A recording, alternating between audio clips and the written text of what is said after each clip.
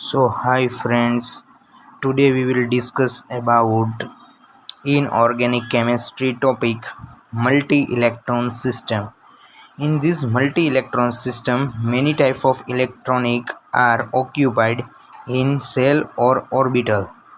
So for that, first topic in our inorganic chemistry in multi-electron system is quantum number.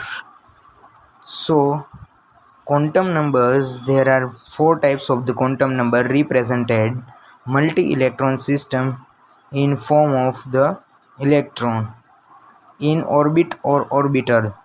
So first type is principal quantum numbers. So for that, the principal quantum numbers n is decided the size and energies of the orbital. Principal quantum number જે size જે એટમની size and orbit means where electron are moving around the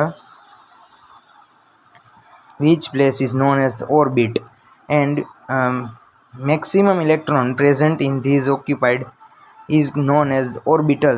So we know that principal quantum number applied only orbit, not orbital. So principal quantum numbers n is directly proportional to the size and energies. When size is increased, when energies is also increased. So for that, n is represented orbit nature.